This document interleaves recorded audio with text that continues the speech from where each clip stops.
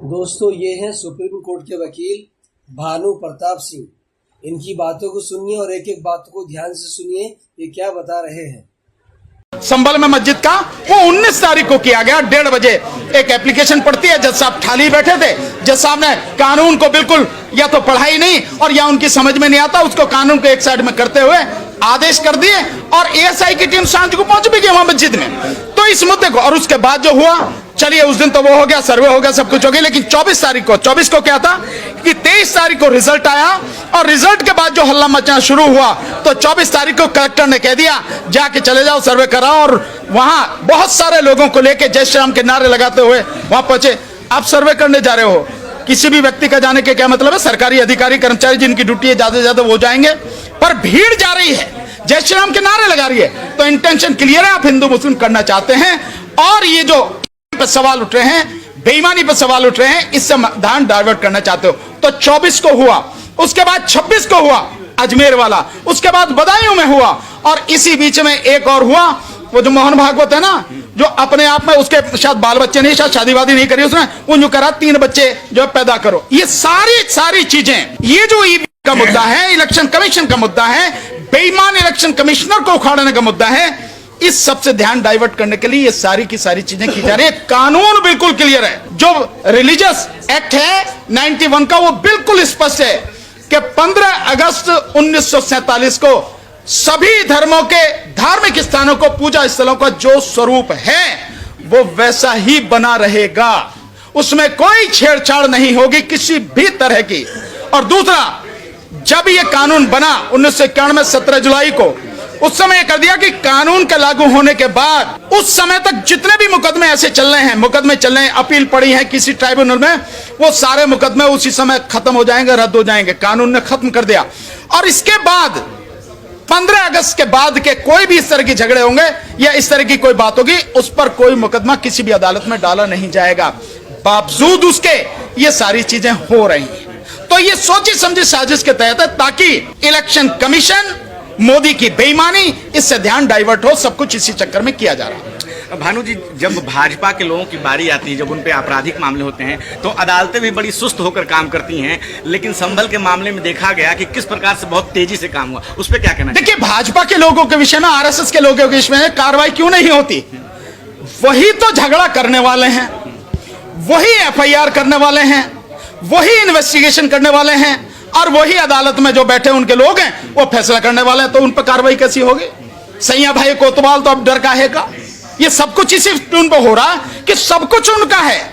हमारे साथी मेहदी हसन साहब ने शेर नहीं सुनाया वो कि भैया सरकार भी तुम्हारी, दरबार भी तुम्हारा, अखबार भी तुम्हारी, जो चाहो लिख दो, जो चाहो कर दो।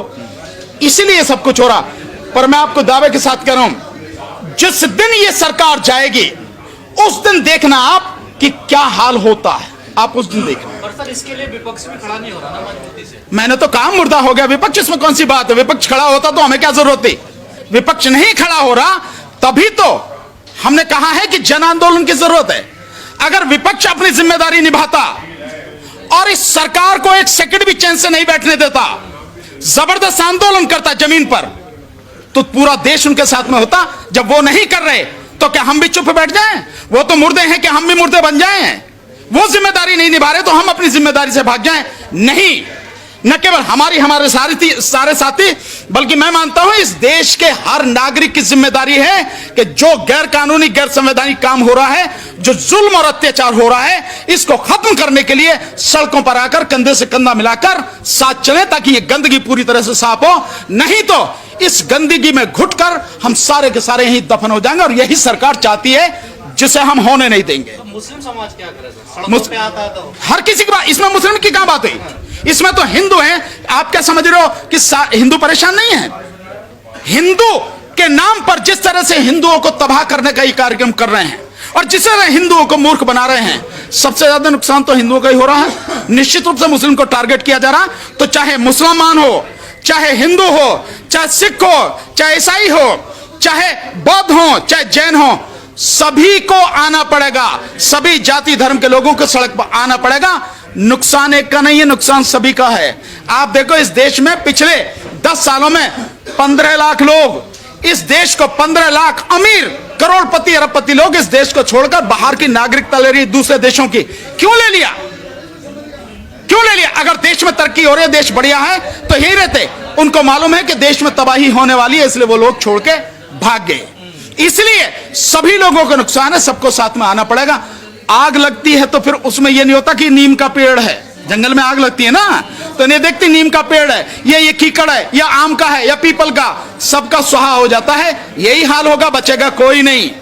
और आपने देखा होगा, बचेगा कोई नहीं। इसका एक उदाहरण शायद कानपुर की घटना है, जब बुलडोजर चला तो एक ब्राह्मण परिवार की लड़की, मां बेटी दोनों जल गई और मार दी गई। तो आप समझ लीजिए कि हाल क्या होने वाला। हम तो हैं ही निशाने पर, हमें इसकी चिंता नहीं है। मरेंगे इसकी भी जानकारी है, कोई चिंता वाली बात नहीं, लेकिन मरेंगे तो लड़के मरेंगे, कायरों की तरह घर में बैठ के नहीं मरेंगे। रुकेगा कैसे सर ये मस्जिद? लड़ने से, संघर्ष करने से। जनता जब खड़ी होती है, अच्छी अच्छी सरकारें उखड़ जाती हैं, उनके कदमों की आहट से दफन हो जाती हैं। तो जनता को अपनी ताकत समझनी होगी, जनता को अपनी जिम्मेदारी समझनी होगी, और सड़क पर आना पड़ेगा, संघर्ष करना पड़ेगा। ये बेईमान सरकार, ये यूं कहो कि मोदी और योगी और भाजपा की सरकार और ये आरएसएस के, हो क्या रहा है कि ये जो चुनाव जो महाराष्ट्र में हुआ है, इस चुनाव में जितने व्यापक पैमाने पर धांधली हुई है, और उसके बाद जो लगातार अब आवाज उठने लगी है इलेक्शन कमीशन के खिलाफ, इस मुद्दे को डाइवर्ट करने के लिए ये सारी चीजें की जा रही हैं। मैं आपको तारीख वाइज बताऊंगा। चुनाव कब होना था, जो सेकंड फेज का चुनाव है, कब होना था? वो 20 तारीख को होना था, 20 नवंबर को। मुद्दा कब उठा? 19 तारीख को। संभल में जो हुआ है, संभल में वो बर्दाश्त की हद हुई है। बर्दाश्त की हद ये हुई है कि जहां आप एक सर्वे करने के लिए जा रहे हो, पहली बात तो सर्वे के कोई मायने नहीं है। आप किसी भी मस्जिद में, बड़ी से बड़ी मस्जिद में आप पार्लियामेंट को कहने लगोगे